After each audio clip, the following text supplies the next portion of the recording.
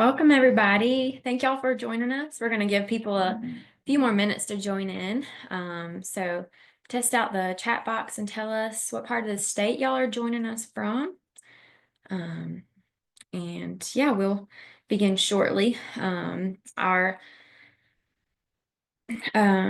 see. This is recorded, as you heard it. Hopefully it said that this meeting is being recorded at the beginning, but if you didn't hear it, it is going to be recorded. Y'all's microphones and cameras are off. So definitely let us know where you're joining from in the chat box, and we'll get started in just a minute.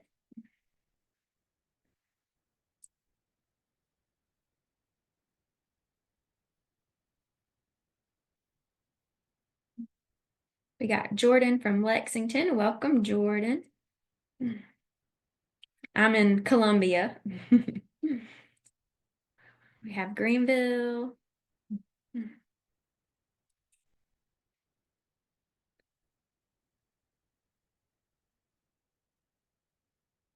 Oh, Pam is from Greenville, but she's in Harbor Island at the moment. Oh man, I wish I was in Harbor Island. I'll be in Fripp Island on Thursday, so that's close. All right, well, we're at 12 o'clock, so we'll go ahead and get started. Thank you all for joining us for our Wild Webinar Wednesday series. We're going to give just a couple more minutes for people to hop on, any stragglers that we have, but we'll go ahead and get going.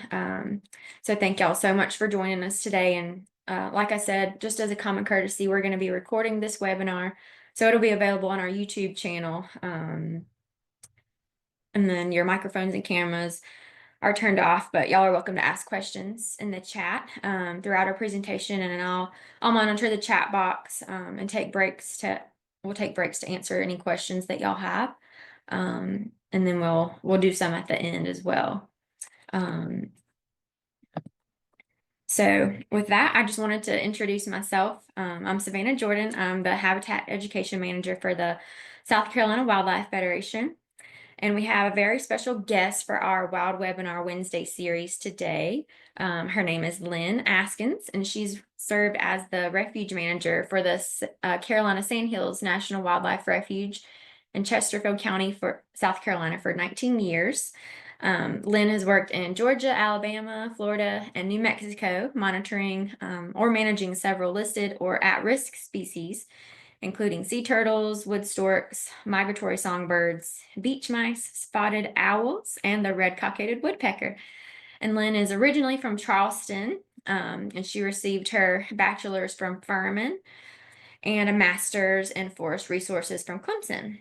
And her interests include prescribed fire leadership and advocacy, habitat restoration, and mentoring early career natural resource professionals. And we're just so excited to have her here with us today to tell us all about endangered species and the ones we have here in South Carolina. And like I said earlier, I'll be assisting with the logistics. So as I mentioned, y'all are muted and your cameras are off. So please use the chat box for all questions, and be sure you click it to go to everyone so that everybody can see your questions. And I'll interrupt throughout to ask your questions for you. And we'll also save some time at the end for any questions we didn't get to during the presentation. So once again, this webinar is being recorded and will be uploaded to our YouTube channel afterwards. So we invite y'all to sit back and enjoy the presentation. Thank you so much, Lyne, for joining us, and I'll let you take it away. So I'll stop sharing my screen and let you share yours. All right, well, good afternoon, everybody. I'm delighted to be with you today, and I was particularly pleased to receive the invitation from Savannah to speak with y'all today. And this was a good learning experience for me because I manage endangered species, but I don't necessarily keep up with everything that's going on. And so this was an opportunity for me to refresh my information, my knowledge base on this. I certainly don't know everything there is to know. This isn't my day-to-day job. So I'm going to learn along with you. And if there are any questions you have that I cannot answer, we certainly will get the information and follow up with you. Can everyone see my screen? Savannah, is my screen sharing? Yes, we can see it. Okay. All right, great. So today I'm going to be talking to you about endangered species management in South Carolina and kind of the juxtaposition between the federal and the state efforts to manage species. Let's see. Let's see. I got to figure out how to advance the slide. I'm sorry. I guess I'm gonna have to do it this way. I don't know. Just click it, or you can click the right arrow on your Yep, keyboard. I am, and it's not advancing. There it goes. Okay. I'm Awesome. obviously my mouse was lost. Okay.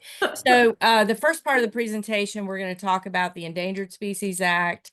Then we'll move into specifically about South Carolina's endangered species. And then I'm going to talk a little bit about how national wildlife refuges contribute to endangered species management in South Carolina. So the ESA was one of our early environmental laws. It was passed in 1973 with a purpose to protect and recover species that were in danger of becoming extinct. Many species had already become extinct, and they kind of wanted to slow that down.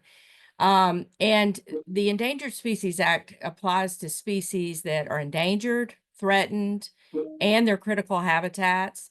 And there are provisions within the law that provide for listing, protection, enforcement, and the designation of critical habitat. And I wanted to talk a little bit about the difference between threatened and endangered.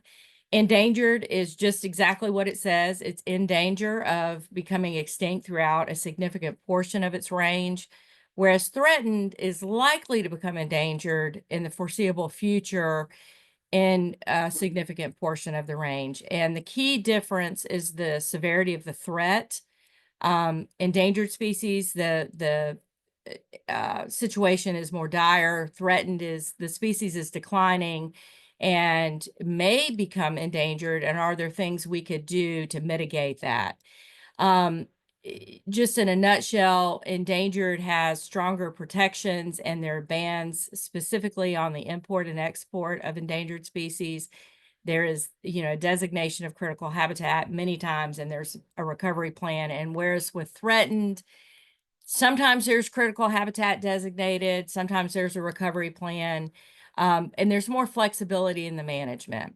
So some examples of threatened species would be that you've probably heard of: Florida panther, the loggerhead sea turtle, the northern long-eared bat, the Florida manatee, and red wolf. And for the purposes of this talk, I'm going to probably use both species and the terms interchangeably. So in our minds on national wildlife refuges, we don't necessarily see a distinction between endangered and threatened. They're at risk, they're listed, and we're going to manage them. And so we use those terms interchangeably rather than in the strict sense of definition.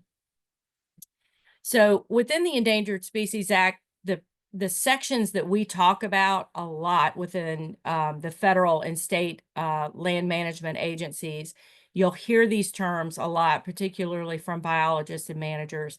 Section 4 is the listing section, and also the designation of critical habitat. So when a species is proposed or a candidate, it will be a 4D listing, which means it's referring to Section 4 of the Endangered Species Act. Section 6 is the facilitation wing of the law. It is the way that the federal government enters into cooperative agreements with state agencies and also transfers funds. We don't want the states to have to be burdened with the financial responsibility of managing all these federally endangered species. So through Section 6, we send funds to the states to help manage those species. Section 7 is where the federal agencies consult with the Fish and Wildlife Service. Now, I work for the Fish and Wildlife Service, but I'm in the National Wildlife Refuge System, which is the land management agency for the Fish and Wildlife Service. Just like any other federal land, whether it's a national forest or a park, if we do a project on a national wildlife refuge that may impact threatened or endangered species, we also have to consult with a branch of our agency, and that is the Ecological Services Branch. In the state of South Carolina, our office is located in Charleston. So, for example, we propose a project on the refuge. We do a Section 7 consultation with our Charleston office. They may offer suggestions to mitigate potential impacts, or they may just simply sign off on the actions we're doing. So some of the things that we would consult on is when we do a forest habitat improvement project, or even something like, if we're building a dock or something like that that may impact species. So when we do that Section 7 consultation, we try to build in those mitigations ahead of time based on biological research. But we certainly are open to suggestions by those that regularly manage and work with these species. Section 9 defines take. And take has a very broad definition: harm, harass, and I think on a later slide I actually have the definition, but it prohibits the harm of listed species, including habitat destruction.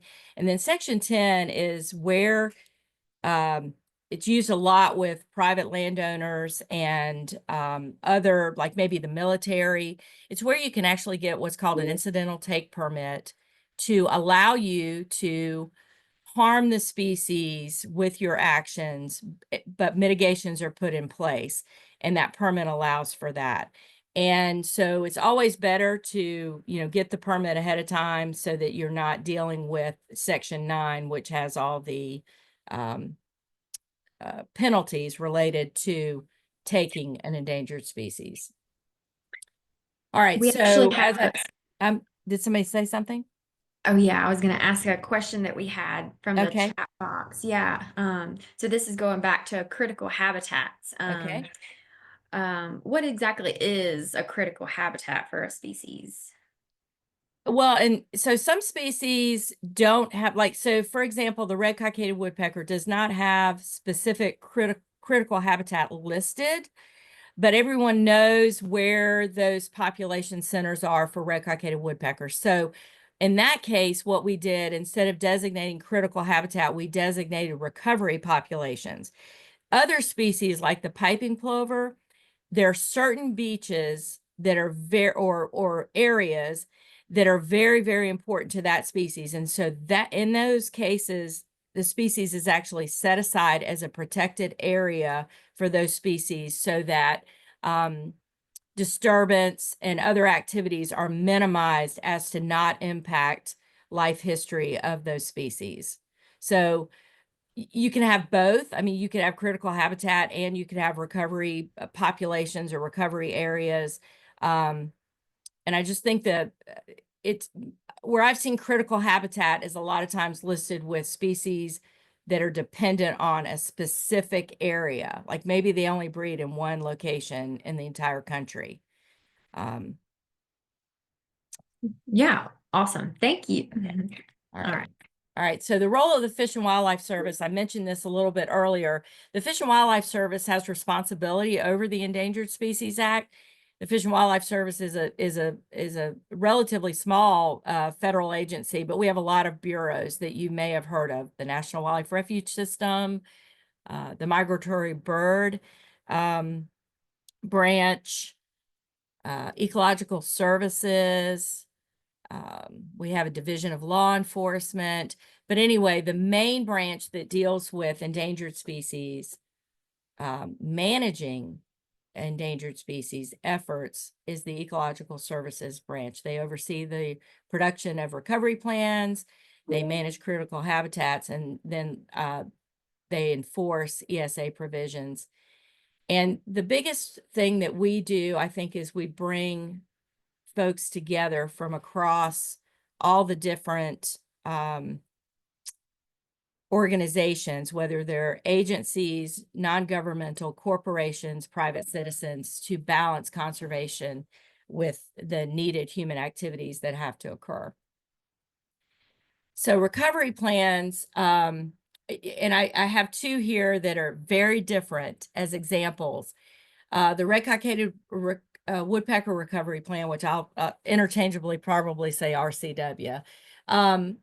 It's been actually listed as endangered since before the Endangered Species Act. It was listed in 1970, and the act was enacted in 73. And it will list very specific actions that are aimed at reversing the decline of the species. And as I mentioned earlier, there's recovery populations that are identified.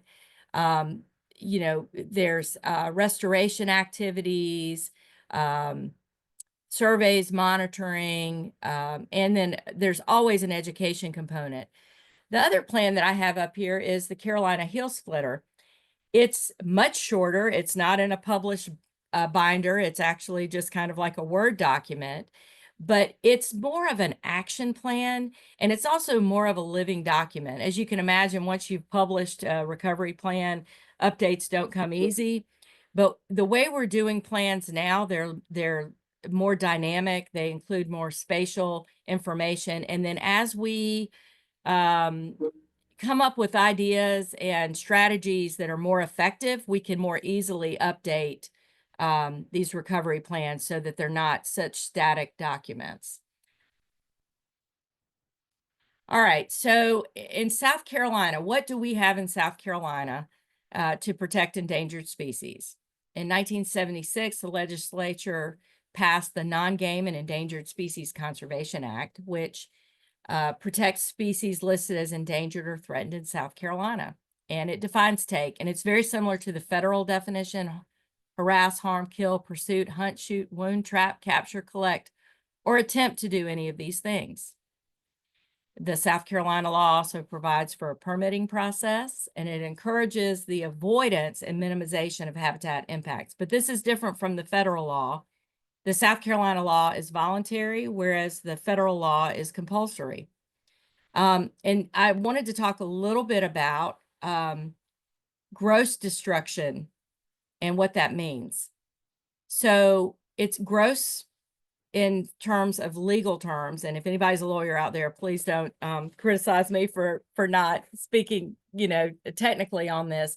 But there's, I'm sure you've heard of this. Gross negligence is intentional and willful versus just simple negligence. So because this law requires gross destruction, that means that it has to be intentional. Someone has to know that it was an endangered species, let's say cavity tree for a red-cockaded woodpecker, and they intentionally cut it down. That would be gross destruction versus someone who is out there doing a timber sale.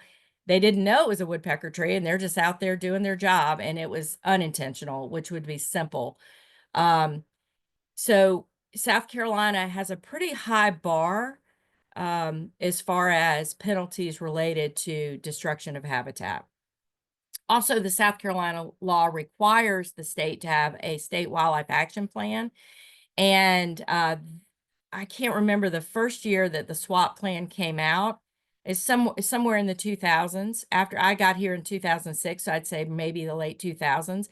They have another version of it. And again, because technology is changing, the SWAP plan is actually online, and it's more of a living document with lots of interactive tables that help us identify species in a more rapid way than having a static plan that sits on a shelf.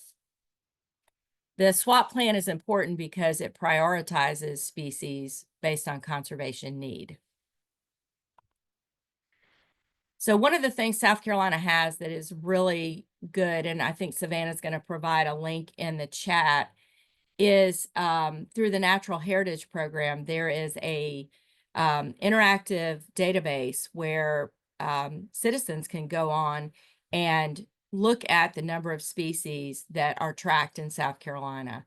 So there are currently 1,393 species that are tracked and of those 231 are G1 or G2, which means globally imperiled species. Currently, 107 of them have some type of federal protection, and 46 are state protected. And there is overlap between those, but then there are also some that are state listed that are not federal. So one of those examples would be like the Pine Barrens tree frog, state protected species, but not federally listed. So the Natural Heritage Program consolidates and maintains the information about these species and the communities. And it's a living database. As staff receive information from scientists, researchers, biologists out in the field, they're able to update information. And it also works with NatureServe, which is a nationwide database, so that as other states are learning information about these species, including federal partners as well, the information is updated on a regular basis. All right, and I love this map. I love that South Carolina has this. This is a map that depicts threatened and endangered species in South Carolina. The darker the green, the more species a county contains. So you can see along the coast, Horry County, Charleston County, and then the mountains, there are lots of imperiled species listed. We're up here in Chesterfield County, which is, I'm gonna put the mouse on. I don't know if you guys can see that. That's Chesterfield County where I'm located, and it's a pretty dark color of green. So we have quite a few species where I work. And some of these species are, along the coast. You've got red knots and piping plovers. You've got the West Indian manatee. You've got 3 species of sea turtles that are endangered. Of course, the loggerhead is threatened. You've got sturgeon, which depends on freshwater wetlands for spawning. You've got the Carolina heel splitter, which we're going to talk about later. And then you've got various birds and mammals. Most recently, the northern long-eared bat was listed. The red-cockaded woodpecker is interesting. It's federally threatened. It has been downgraded from endangered to threatened, but it's still state listed as endangered. And then there's a number of plants, and I would say most of the plants, most of the species that are being listed and tracked within the database are plants. There's been a lot of emphasis within the last 10 years of identifying these really rare plants and making sure that we have a handle on where they're located and what we need to be doing to ensure their longevity. I've got a little note here about the Ace Basin. Has 9 federally endangered species and 6 federally threatened species. So that's a hot spot right there, and really important that we have a lot of conservation land in the Ace Basin. All right, so some of the endangered species in South Carolina, Kemp's Ridley is the smallest of the marine sea turtles. It's threatened by habitat destruction, the loss of beach habitat for nesting, of course, climate change. We're losing some of the beaches due to sea level rise. And of course, there's always impacts with fishing, although those have been mitigated through turtle excluder devices, TEDs. The red-cockaded woodpecker requires mature pine forests that are at least 80 years old or older. And so there's not a lot of those around, and that's one of the reasons why the red-cockaded woodpecker has declined.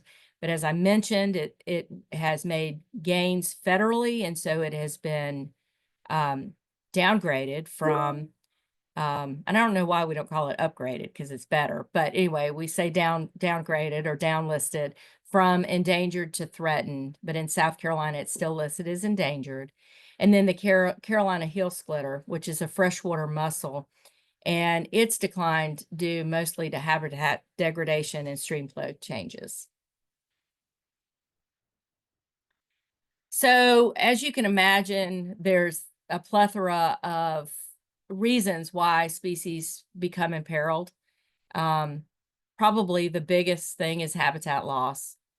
And I want you to think about some of the things that are going on in our state. I know a couple of you are from Greenville. Greenville is very, very fast growing. Our coastal counties, Horry County and Jasper County, are two of the fastest growing counties in the country, not just in South Carolina, but I've heard statistics, and I didn't want to put them in this presentation because I couldn't find them when I went to look for them. But I know both Horry County and Jasper County, depending on what list you're looking at, are in the top 10 counties growing in the entire country. So you've got a tremendous amount of development. You've got changes in agriculture. If you think about 30, 40 years ago, farms used to be smaller farms they had a lot of edges and lands that were left fallow. And now we do what's called clean farming or edge to edge farming. So we don't leave those wildlife strips and corridors.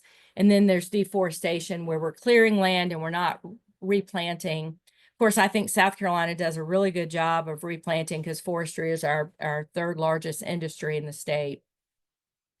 But those are industrial forest lands that are in short rotation. And so, they're not managed in a way that necessarily is conducive to quality wildlife habitat. Pollution, we have river pollution and coastal pollution that affects marine and freshwater species. We have sea level rise related to climate change, where we have saltwater intruding farther up the freshwater wetlands. Also, warmer temperatures, which affects the water quality. And so this affects a lot of species. So shifting gears a little bit, I wanted to talk about how national wildlife refuges contribute to endangered species management. And so there are, I think, 6 or 7 refuges in South Carolina. And on national wildlife refuges, we have a purpose for which we're established. But because we are a branch of the U.S. Fish and Wildlife Service, endangered and threatened species are considered trust resources for us. So even if our refuge was established for migratory birds, let's say, but our refuge contains red-cockaded woodpeckers or pine barrens tree frogs, we also have to manage for those species because we want to be good stewards for the species that are part of our habitats. And so some of the refuges in South Carolina, Ace Basin, I mentioned, it's a really important refuge. And of course, it partners with the Donnelly Wildlife Management Area, which is a state managed land. And together, along with a number of other private plantations in the area, they form the Ace Basin area that is just home to many, many threatened and endangered species, and it's a really important conservation area in our state. Cape Romaine is home to thousands of nesting loggerhead sea turtles. Here at Carolina Sandhills, we have the largest population of red-cockaded woodpeckers on Fish and Wildlife Service lands. Second largest population in South Carolina behind the Francis Marion National Forest. And then Waccamaw National Wildlife Refuge is also has some red-cockaded woodpeckers through Sandy Island.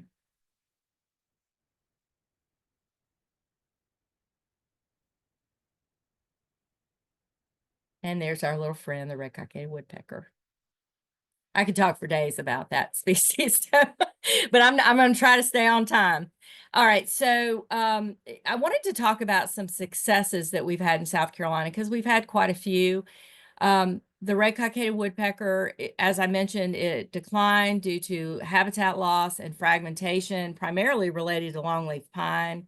It will nest in other species, but the problem is many other species are not very long-lived. Like loblolly pine, for example, starts to senesce after 80 to 100 years. And so it's just not that long-lived, whereas longleaf can live 400 or 500 years. So you can understand why it'd be a really important to the red-cockaded woodpecker because, it takes them so long to excavate cavities. And so that because the trees are so long-lived, those cavities are generational. From one family group to another, you can inherit cavities. And so it's a critical resource for that species. What are some of the recovery efforts that we've been doing? Habitat restoration, creation of artificial cavities, and management of pine forest. And of course, I've got a note here that prescribed fire is, in my opinion, the key, the most effective habitat management tool that we can use for the red-cockaded woodpecker. They love open park-like pine forest with low understory, and the best way to achieve that is through prescribed fire. And so in South Carolina, we have about 1,400 breeding groups of RCW. We have recovered populations at the Francis Marion National Forest, and then here at the Sandhills Recovery Unit, which includes the Refuge, the Sandhills State Forest, and Cheraw State Park. We have more than 250 groups between the three properties.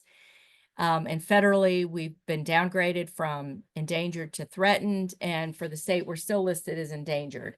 And so I wanted to talk about the keys to success. Following Hurricane Hugo, more than 400 groups on the Francis Marion National Forest lost cavities. And so they had to very quickly come up with a way to provide homes for those red-cockaded woodpeckers so that they wouldn't be open roosting. And they came up with the artificial cavity technique. It basically puts a artificial box inside of a pine tree. You chainsaw out the same size box, you put it in there. It takes about 45 minutes to do it, and instantly you have a new home for woodpeckers. And so that saved the population at the Francis Marion. And as I mentioned, that population is fully recovered. It's been an amazing tool. We also do what's called translocations. We move birds from healthy populations like Carolina Sandhills or the Francis Marion to areas that want to have woodpeckers.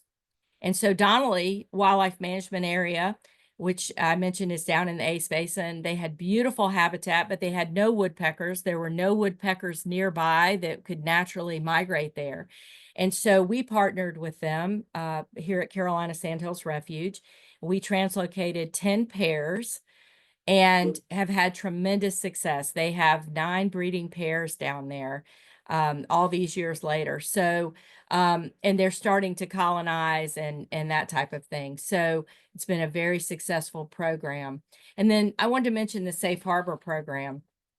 The Safe Harbor program is it was a Fish and Wildlife Service idea that came about probably, I don't know, 15 or 20 years ago.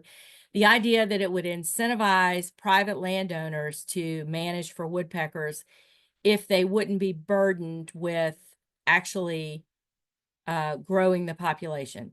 So for each property that is enrolled in Safe Harbor, they start out with a baseline. So if they don't have any woodpeckers, their baseline is 0.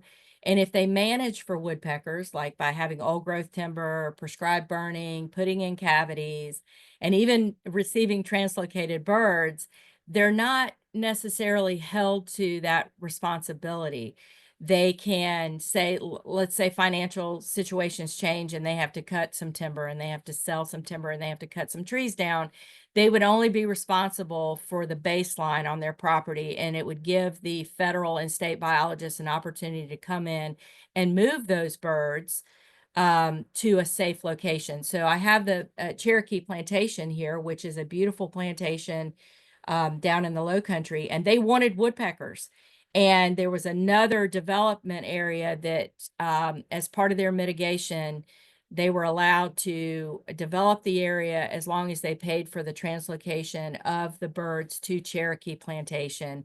And Cherokee Plantation, which is under conservation easement and has all kinds of conservation protections, accepted those birds, and they're now managing those birds. And we were able to save a subpopulation of those birds.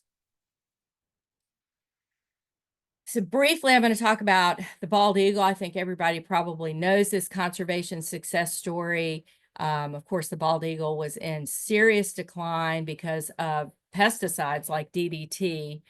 and endosulfan. And it is no longer endangered in South Carolina, and it is also not endangered federally. It is still protected because, of course, it's our national bird, and we have the Bald Eagle Protection Act, but it's not an endangered species. So the Ace Basin has 40% of the nesting in South Carolina, and in 1977, there were only 13 pairs in 5 counties. And the most recent number, which is 2022, there's 475 pairs. It's exciting, and I know everybody gets really excited when you see a bald eagle. And of course, the reason why we have this success, in addition to the habitat protection in areas like Ace Basin, but also some pesticides which were causing the eggs to be thin and not mature, have been banned. And so, the eagles are not ingesting those pesticides now. And then another success story is the loggerhead sea turtle. And this species declined due to various reasons: egg collection until that was listed as a prohibited act, habitat destruction, loss of beaches, and then of course the entanglement and fishing gear. And I think the reason why we've had such tremendous success in recovering the species is our citizen engagement. I don't care what beach you go to in South Carolina, if they have sea turtle nesting, they have some type of citizen sea turtle engagement program, whether it's Lights Out for Turtles or Share the Beach. And engaging the public in recovering the species has been instrumental. So some programs allow citizens to go out and do sea turtle patrols and mark nests. Some programs just have a light plate switch covers. I think this is an example of one. So when you rent a condo or a beach house, they'll have these covers on the light switches so that people turn their beach house lights off at night and the sea turtles are not disoriented on which way they're supposed to go into the ocean after they hatch. And then also they came up with turtle excluder devices, which keeps them from getting caught in the nets of commercial fishery. So this has been a really exciting program, and citizens have really jumped on board with that. So, and this slide just shows how over time, I think when the Endangered Species Act was first enacted, the thought was, oh, the feds can do it all. Okay, we'll involve the state, and between the states and the feds, biologists, we can get it all done. And what we've realized over time is that it takes collaboration with everyone in the community to be able to have success. So engaging with local communities for conservation efforts, having volunteer programs like monitoring programs, and doing outreach in local schools and organizations. One of the things I wanted to point out, which is a state activity, has been DeVoe Bank off of Seabrook Island. It's received a lot of national attention. One of the state biologists realized that it is a very important sea nesting colony for whimbrels. And I think at first when she posted the beach, trying to keep people off the beach, folks didn't really understand because everybody had gone to DeVoe Bank. It was a really popular place to kind of beach your boat and have a fun day out on an uninhabited island. But then as the biologist started sharing the story of the whimbrels, and that it's something like some crazy number, like 60% of the whimbrels in the entire world nest on this beach, and how important it is to their survival, it has become just adopted by the local communities. They they patrol the beach, the waters around, to make sure nobody's going on the beach. They call the game wardens, and it's been on 60 Minutes. It's been on all these different media outlets, and it's become a real source of pride for them that they are protecting an island that is so important to a species. So South Carolina and the federal agencies work together, and it's important for us to come up with good public policy that encourages landowners and corporations to kind of do the right thing for species. And so an example of that is the Safe Harbor program. And the Safe Harbor program started out for red cockaded woodpeckers, but it's been proposed for other species. And then also many state and federal and even NGO or non-governmental organizations provide grants and fundings that support conservation efforts on private lands. Some of the things we talked about, challenges, we're going to continue to have habitat loss. There's going to be, continued concerns about loss of beaches due to climate change and just erosion. The growth in Jasper and Horry County is concerning because those are hotspots of species. There's never enough money to pay for all the protection work that we need to do. Land is expensive in these areas. So protecting land per acre is becoming more and more expensive. The scale of the problem. And then the need to balance development with conservation. We have to have a growing economy in order to, thrive as a state, but we also need to protect what makes this state special, which I think is our habitats and our wildlife. So we're getting close to the end now. And I just wanted to talk about what is the future of endangered species management in South Carolina. And some of the emerging strategies are integrating technology into our planning. I mentioned earlier, I mentioned earlier that we're starting to use spatial analysis and more living documents versus static documents that sit on a shelf. And so I wanted to highlight a couple of those. SECUS is the Southeastern Conservation Adaptation Strategy. It's a regional conservation initiative that spans the Southeastern United States and the Caribbean. And it aims to improve the health, function, and connectivity of Southeastern ecosystems with a goal of a 10% improvement by 2060. And it was started in 2011 by the Southeastern Association of Fish and Wildlife Agencies, which is all the state wildlife agencies for the Southeastern states. So these organizations work together, both public and private organizations, on conservation. And it's a data-driven spatial plan. You can go online. We'll find that link and put it in the chat so you can look at the conservation blueprint. It tries to address challenges of urban growth, climate change. So for example, if you have a project and you want to know what species may be impacted or what the future, like if it's a coastal project, you want to know what the coastline might look like in 50 years and how you could plan that project in a way that would address those, the changing coastline, you could go to the SECUS website and study that information. It's a living plan, and it also tracks our success with how we're doing with these species. Another plan, which is not necessarily wildlife or natural resource based, is called VCAPS, Vulnerability, Capacity, and Adaptation Planning System. And it basically is a dialogue-based process where different groups within the community come together to look at vulnerability of community based on the fact that we're having larger, more frequent storms. We have a changing coastline. We have droughts, different things that are happening, and allowing communities to come together and kind of model and plan for these activities so that you can kind of predict outcomes and perhaps mitigate for those outcomes ahead of time.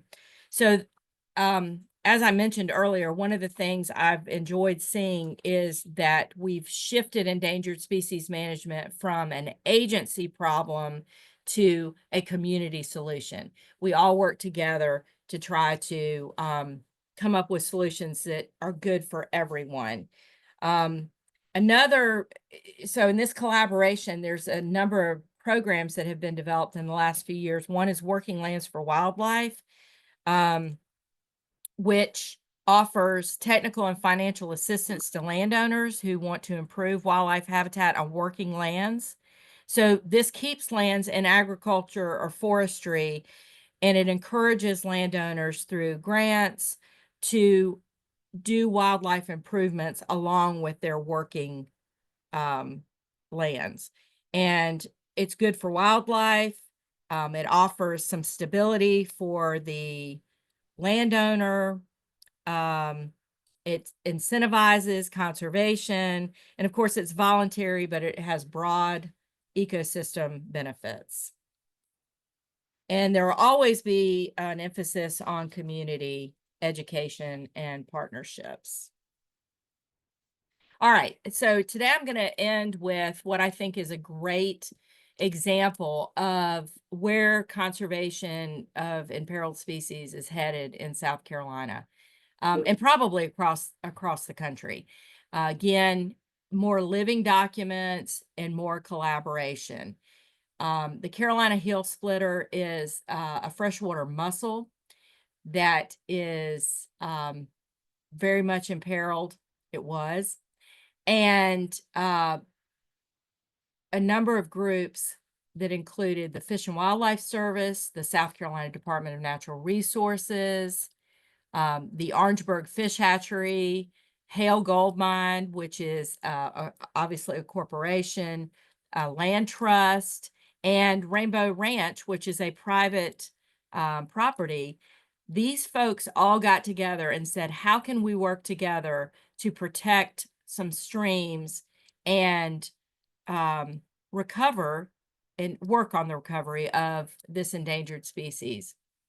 The recovery actions that were listed in the plan were restoring and protecting cool, clean, well-oxygenated water and stable silt-free stream bottoms, captive rearing the heel splitters at the Orangeburg Fish Hatchery, monitoring by state and federal biologists, protecting critical habitats along stretches of stream, and educating the public about this species and addressing the threats, which are pollution, habitat alteration, and siltation. So I'm going to now show a little, let's see, I think I'm going to stop sharing this screen while I load up the other one. And if there are any questions while I'm transitioning to a screen, I'm happy to answer them while we have it all. We have one about bunched arrowhead plants. Do you know anything about those in the upstate specifically? I do not. I of course I know that they're I believe they're listed species, but I don't know anything about them, but we can certainly get some information on them. Yeah, we'll send out some information about that plant specifically. Okay, let's see where I think it's this one. All right, so I think I'm sharing my screen again. Can you see that, Savannah? Yes, we can see it. Okay. All right, I'm gonna hit start here. And this is just a short video about the Carolina heel splitter.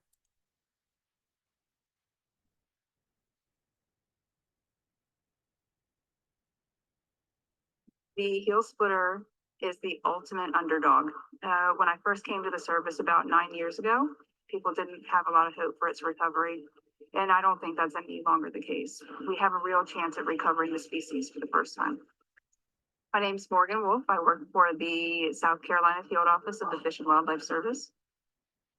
So today we took some juvenile Carolina heel splitter mussels that we've propagated at Orangeburg National Fish Hatchery, and we augmented them into Gills Creek, which is also within critical habitat for the species, along with our partners from South Carolina Department of Natural Resources, Lancaster County, and a few private individuals. Today's release for the Heel Splitter brings up to about 1,000 individuals that we have stocked into South Carolina streams over the past year. Heel Splitter are filter feeders. They're the sentinels for aquatic habitat suitability and health. And so a lot of people like to fish. A lot of people like clean water. If you don't have mussels in your streams, you don't have clean water. So things that people can do to help the heel splitter and also other aquatic species would be to make sure that we are keeping our creeks and rivers clean.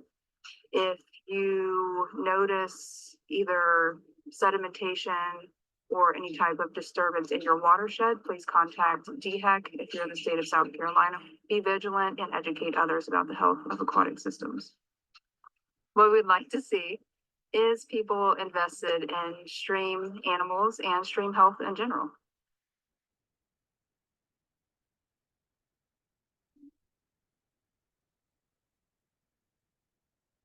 All right, I'll stop sharing and I'll turn it back over to you, Savannah, to facilitate any discussion.